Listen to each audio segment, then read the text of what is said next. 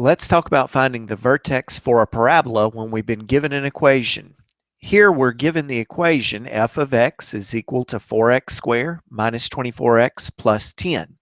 One way that you can find the vertex is to put this in standard form using completing the square. A little bit difficult to do it with this one since it's got a coefficient other than 1. You can consult a different video about how to do it with completing the square, but let's talk about an easy way for us to find it since it's just the vertex that we want to know. Anytime that we've got a quadratic equation, one that has a degree of 2, then we can find the vertex of the parabola that it represents using this little trick. X is equal to negative b over 2a. That gives us the x value of the vertex. Now, b, that's the coefficient of the x term. So for this problem, b is going to be negative 24. Signs are included. A is the coefficient of the x squared term. So for this problem, it's going to be 4. Let's substitute the things in where they go. X is equal to negative b over 2a. So I'll take negative 24 and put it in the place of this b, and I'll put 4 in the place of this a. Negative 24 was our b, 4 was our a. Now, the two negatives, one from the formula and one from the problem, those two negatives together make a positive. 2 times 4, that's 8.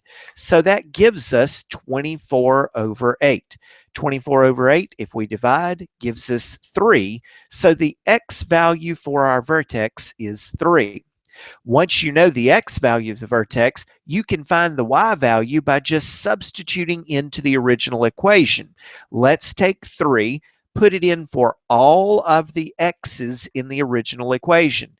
Here was our original equation. I've taken 3 and put it in for each of those x's. When you take 3 and square it, you get 9. 3 times negative 24 is negative 72. 4 times 9 is 36, then 36 minus 72, that made negative 36, plus 10 made negative 26. Negative 26 then is our y value. So the vertex of the parabola is 3, negative 26. 3 came from negative b over 2a, negative 26 came from substituting in. Notice that it's an ordered pair because it is a point that is part of the Cartesian plane. Here is the graph of the parabola that we just talked about.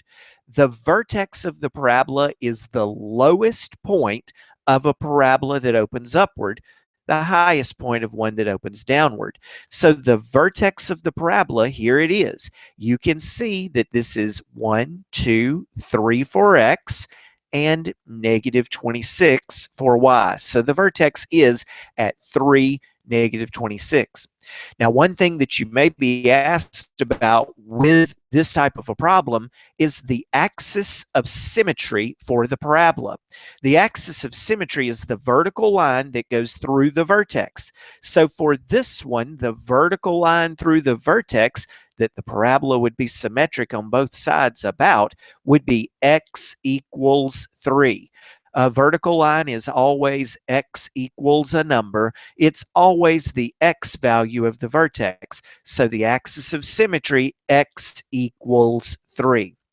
Another thing that you may be asked about is the minimum value for the parabola. The minimum value is the lowest value, and it's the y value that we're talking about.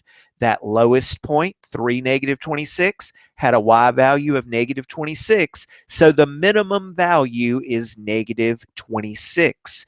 Y value, lowest y value, that's the minimum, so negative 26. Then one last thing, this one, the range of it. The lowest y to the highest y, lowest y we just said was negative 26. And notice that the picture is going off the screen at the top up here. So it's going forever up on both sides. The lowest y, negative 26, to the highest y, positive infinity. So a bracket at negative 26, comma, infinity. infinity, and parentheses always go with an infinity. The domain of this one, of course, is negative infinity to positive infinity because you could substitute any x in that you wanted. Any number could go in for x from negative infinity to positive infinity.